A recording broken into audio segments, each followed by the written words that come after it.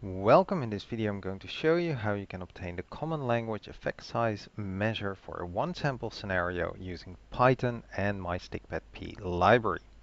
I'm going to be showing how this could be obtained, the value, not so much if you should be obtaining this. I'm using Jupyter Lab, but the code should also work in any IDE.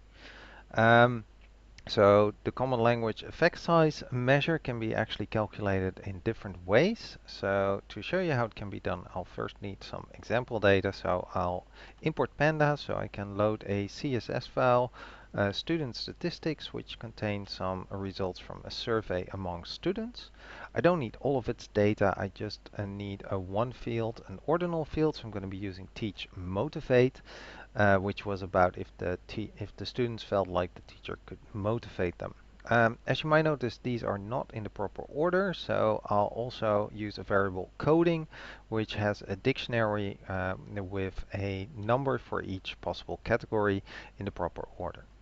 Now, my library stikpetP is not available on by direct installing pip install stikpetP, but you need to actually download it from my GitHub account.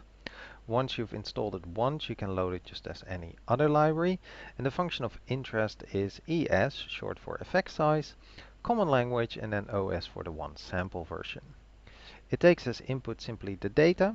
And if you have, like in my case, some text that represents categories in a particular order, then that dictionary. Mu, the hypothesized median or mean, if you don't specify it, it will use the mid-range, so the maximum plus minimum divided by 2. And there are a few different variations of this test that could be used. So there's version, and then you can specify which one you want.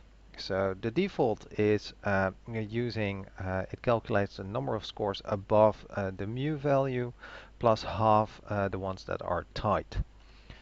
Now, the brute IT version will ignore ties, so it will simply only calculate how many are above and use that for the probability. The rank by serial correlation coefficient can actually be used, so that's another version.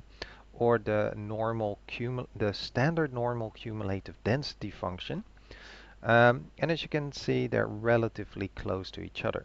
If you want to use some rule of thumb, I have available a function called thcle, thumb rules, common language effect size, and then it will give you the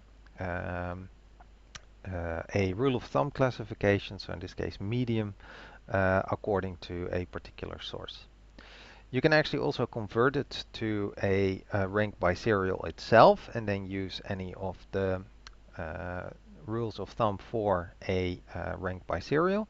So by setting convert RB, you then get the rules of thumb for that one.